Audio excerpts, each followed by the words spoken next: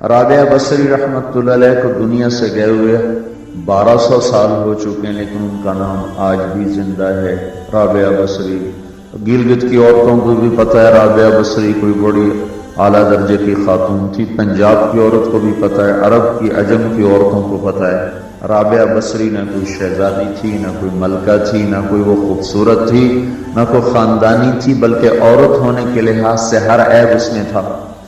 خاندان اچھا ہونا چاہیے تو وہ غلام تھی، باندھی تھی، شکل اچھی ہونی چاہیے تو وہ بدصورت تھی، کالی تھی۔ پھر چلو شکل پہ کیسی ہو، خاندان کیسا، اولاد کے قابل تو ہو، رابعہ بصری اولاد کے قابل بھی نہیں تھی، بانجھ جس کو کہتے ہیں، جو عورت اولاد کے قابل نہ ہو اس کو اردو میں بانجھ کہتے ہیں، عربی میں عقیم کہتے ہیں، آپ کی زبان میں بھی کچھ کہتے ہوں گے، ہیں؟ شونی تھی۔ تو اب بتاؤ عورت ہونے کے لحاظ سے کوئی چیز ہے؟ شکل، پہلا تاثر شکل کالی، دوسرا تاثر خاندان غلام، تیسرا تاثر اولاد کے قابل نہیں، بانجھ ہے، شونی ہے۔ تو 1200 سال کے بعد میں گلگت میں کیوں اس کا نام بلند کر رہا ہوں؟ میں نے کسی بادشاہ کی بیوی کا نام تو نہیں لیا، سکندر کی بیوی اور بنو امیہ اور بنو عباس کی ملکہ اور بیگمات ان کے نام تو نہیں لیے، میں کہہ رہا ہوں رابعہ بصری۔ ان کی عادت یہ تھی وہ روزانہ عشاء کی نماز کے بعد غسل کر کے کپڑے بدل کے اپنے خامن سے پوچھتی آپ کو میری ضرورت ہے؟ اگر وہ کہتے کوئی نہیں ہے تو پھر پوچھتی مجھے اجازت ہے، وہ کہتے اجازت ہے تو پھر مصلے پہ کھڑی ہو جاتی اور فجر کی نماز تک مصلے پر کھڑی رہتی۔ ان کا خامن جلدی فوت ہو گیا، جوانی میں ہی بیوہ ہو گئے۔ تو حسن بصری بصرہ کے امام، کیا سارے مسلمانوں کے امام تھے، وہ خود آئے، خود چل کے آئے کہ میں آپ سے شادی کرنا چاہتا ہوں۔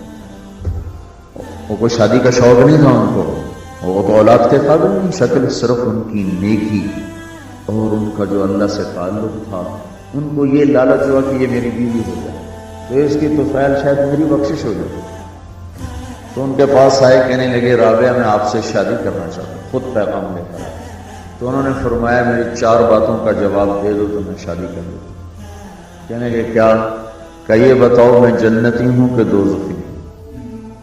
کہنے لگے یہ تو میں کچھ نہیں کہہ سکتا۔ اچھا یہ بتاؤ جب اللہ تعالیٰ قیامت میں اعمال نامے اڑائے گا، کسی کے سیدھے ہاتھ میں آئے گا، کسی کے الٹے ہاتھ میں آئے گا، میرے سیدھے ہاتھ میں آئے گا کہ الٹے ہاتھ میں؟ کہنے لگے یہ بھی کچھ نہیں بتا سکتا۔ کہنے لگے اچھا یہ بتاؤ جب اللہ نیکیوں کو تولے گا، کسی کی نیکیاں بڑھ جائیں گی، کسی کے گناہ بڑھ جائیں گے، میرے گناہ زیادہ ہوں گے، نیکیاں زیادہ ہوں گی؟ کہ یہ بھی نہیں بتا سکتا۔ کہ اچھا یہ بتاؤ جب لوگ پل صراط سے گزریں گے، کوئی پار نکل جائیں گے، کوئی نیچے گر جائیں گے، تو میں پار نکلوں گی کہ دوزخ میں گروں گی؟ کہنے لگے یہ بھی میں نہیں بتا سکتا۔ تو پھر فرمایا اچھا جاؤ مجھے تیاری کرنے دو، مجھے ان 4 باتوں کی تیاری کرنی ہے، میرے پاس شادی کے لیے وقت کوئی نہیں ہے۔ ایک دن اٹھی، سالن پکانے کے لیے سالن ہانڈی، دیکھا تو پیاز کوئی نہیں، اب پیاز کاٹ کے ہانڈی میں ڈالا جاتا ہے۔ اب پریشان بیٹھی ہے، نہ کوئی بیٹا، نہ بیٹی، نہ خامن، نہ بھائی، نہ کوئی خادمہ۔ تب سوچ میں پڑی پیاز کہاں سے لوں؟ اوپر سے ایک چیل اڑتی ہوئی جا رہی تھی، اس کے پنجوں میں پیاز تھا۔ جب وہ اوپر آئی ہے تو اس کے پنجے چھوٹے اور پیاز سیدھا رابعہ بصری کی گود میں آ کے گرا۔ جو ہم سے دوستی لگاتے ہیں ہم پرندوں کو ان کا خدمت گزار بنا دیتے ہیں۔ ہاں، جو اللہ سے دوستی لگا لیتے ہیں اللہ دنیا ان کے لیے مسخر کر دیتے، اللہ دنیا ان کے پاؤں میں ڈال دیتے۔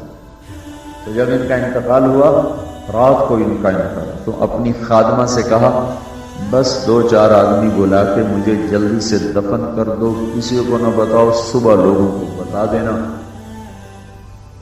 اور مجھے کفن دینا میری وہ اس چادر میں جس میں میں تہجد پڑھا کرتی تھی۔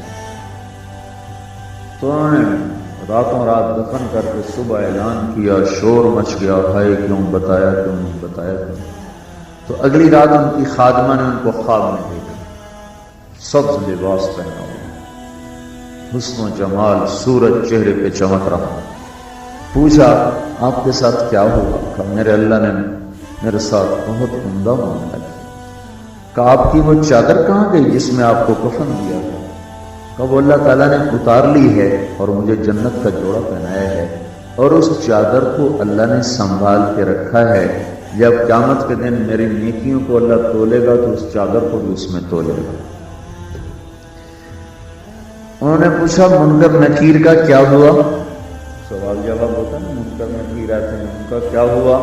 کہا وہ آئے تھے تو انہوں نے مجھ سے کہا من رب کی، تیرا رب کون ہے، تیرا رب کون ہے؟ تو میں نے منکر نکیر سے کہا جس اللہ کو 40 سال نہیں بھلایا اس کو 4 ہاتھ زمین کے نیچے آ کر میں بھول جاؤں گی۔ یہ نہیں کہا ربی اللہ ہے، بلکہ ان کو یوں کہا کہ جس رب کو 40 سال میں نہ بھلا سکی اس کو 4 ہاتھ زمین کے نیچے آ کر میں بھول جاؤں گی۔ تو منکر نکیر نے کہا اس کا آگے کیا حساب لینا، چلو بھائی واپس چلو، چلو بھائی واپس چلو۔ یہ بات آپ نے حضرت عمر سے فرمائی تھی، عمر وہ کیا دن ہوگا جب تو قبر میں ہوگا اور منکر نکیر آئیں گے زمین کو چیرتے ہوئے اور ان کے ہاتھ میں ہتھوڑا ہوگا، ساری دنیا کے انسان جن اٹھانا چاہیں تو اٹھا نہیں سکیں گے، اور ان کی آواز میں بجلی کی کڑک ہوگی اور وہ زمین کو چیرتے آئیں گے، ان کے دانت لمبے ہوں گے، تو وہ آ کر تم سے سوال کریں گے من ربک ما دینک من نبیک۔ تو حضرت عمر کہنے لگے یا رسول اللہ میرے ہوش ٹھیک ہوں گے، جیسے میں اب بیٹھا ہوں میں ایسے ہوں گا؟ تو ہمارے نبی نے فرمایا ہاں تو ایسے ہی ہوگا جیسے تو اب بیٹھا ہوا ہے۔ تو کہنے لگے پھر میں اچھی طرح ان سے نمٹ لوں گا۔ تو جبریل آئے کہنے لگے یا رسول اللہ ہم دیکھ رہے ہیں آگے کہ عمر کو جب قبر میں ڈالا جائے گا اور آ کر منکر نکیر ان سے سوال کریں کہ من ربک، تو یہ کہیں گے ربی اللہ فمن ربکما، میرا رب تو اللہ ہے، تم بتاؤ تمہارا رب کون ہے؟